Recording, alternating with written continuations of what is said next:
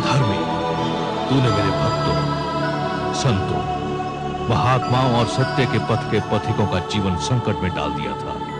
मेरी ही इच्छा से प्रहलाद जैसे भक्त का जन्म असुर कुल में हुआ, ताकि तेरे अभिमान को तेरा ही रक्त ललकारे और संसार को यह ज्ञान भी हो कि असुरों में भी महापुरुषों का जन्म संभव है। हे नराधम, तूने ब्रह्मा से छल द्वारा एक वरदान क्या मांग लिया? तूने वास्तव में यह समझ लिया कि तुझे मृत्यु से मुक्ति मिल गई।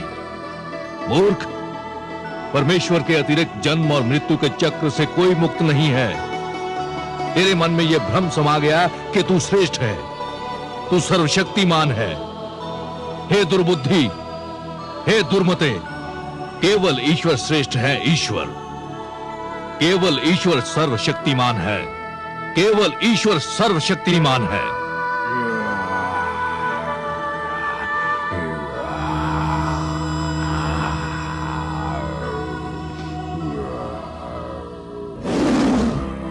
शांत हो जाइए हे विश्वेश्वर, शांत हो जाइए। नहीं, आज संसार को यह ज्ञात हो जाना चाहिए कि परमेश्वर की शक्ति को ललकारने वालों का क्या परिणाम होता है।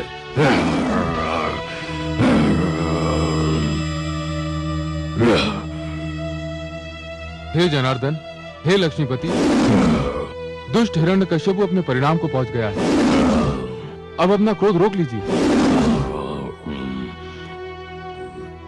नहीं, अभिमानियों को यह ज्ञात हो जाना चाहिए कि उनका अभिमानी सिर किस प्रकार पैरों तले रौंदा जाता है।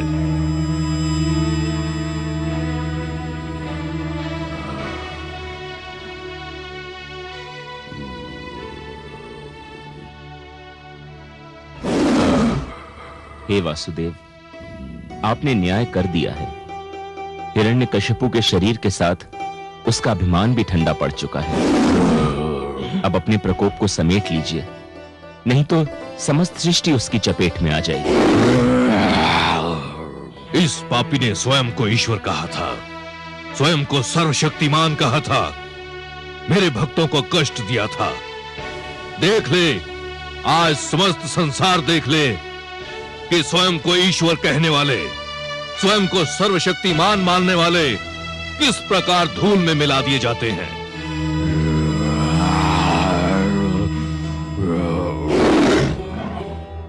हे दया निधान, हे कृपा सागर, हे करुणा सिंधु, मैं जानती हूँ जब मानवता पे कोई संकट आता है, जब कोई आपके भक्तों को सताता है, तब आपके मन में क्रोध का ज्वार उमड़ता है।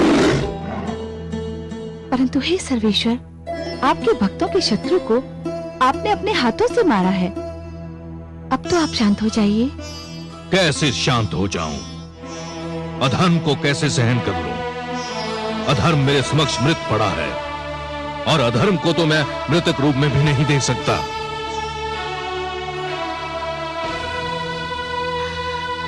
पुत्र,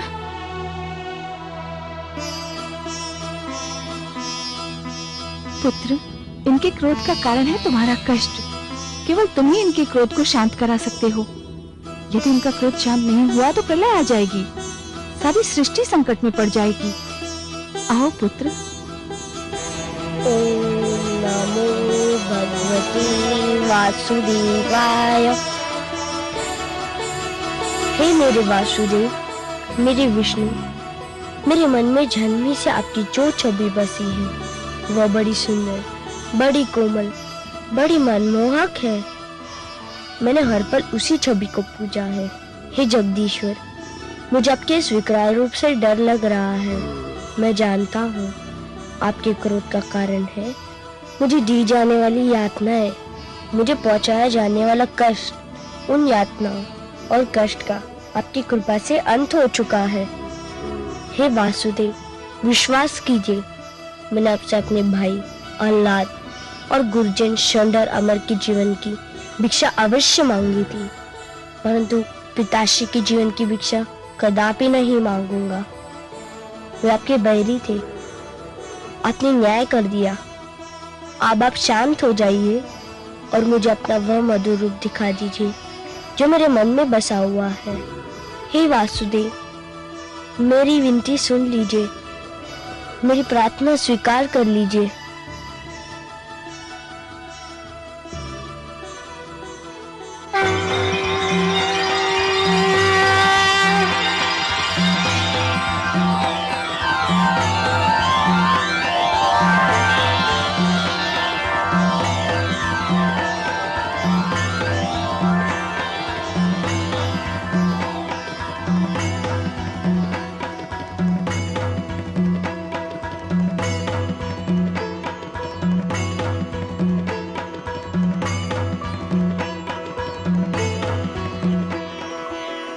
तुम धन्य हो पुत्र,